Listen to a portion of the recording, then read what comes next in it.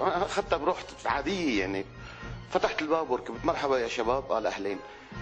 قام هداك اللي راكب جنب الشوفير لفت نظر يعني برم بده يحكيني. انا توقعت للوهله الاولى انه يا بيعرفني اياه انه بده يسالني مثلا وين طريقك بالضبط، ولا بايده بخاخه سبراي 3 دارون.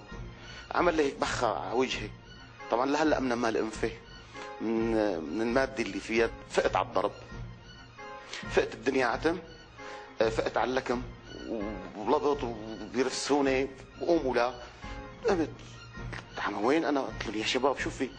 4 ملتمين بالسلوكات جلابيات. قال له شو نجيب له الجاكيت؟ قال له ما في داعي للجاكيت، انا صدفت ان كنيستي لونها عفنه عسكريه. قال له بس لا تطالع الصوره اللي عليها رسمي. قال له بس من صدره وفوق. وطالعوا هيك 3 كاميرات ديجيتال صغيره. طبعا هدول الضوء اللي طلع منه ما في غيره ضوء. وقالوا لي لا تلتفت على الحيط لورا. طبعا وقفت انا واعطوني التعليمات شو احكي. طبعا عملوا مونتاج ودوبلاج شي ساعه وانهم على ضرب ولكع وبحكي هيك وحكي باريحيه. واول ما مسكوني الهويه الصفراء عليها نسر صرت ارجف. ليش عم ترجف؟ ويرجعوا يعيدوا يعني مثل التسليه. اخذوا شي ساعه زمان لحتى طلع معهم اني انا المقدم عمار درويش.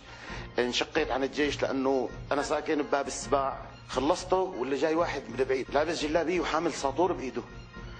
انا هون خفت خالص يعني. طلعت خارج تغطيه بالمره لانه شو جاي؟ قال لهم شو؟ قالوا له لا هذا اتركه خلص، هذا اتركه. قال لي ليك بتطلع من باب المدرسه اذا بتلتفت لورا اقسم بالله رصاص بظهرك.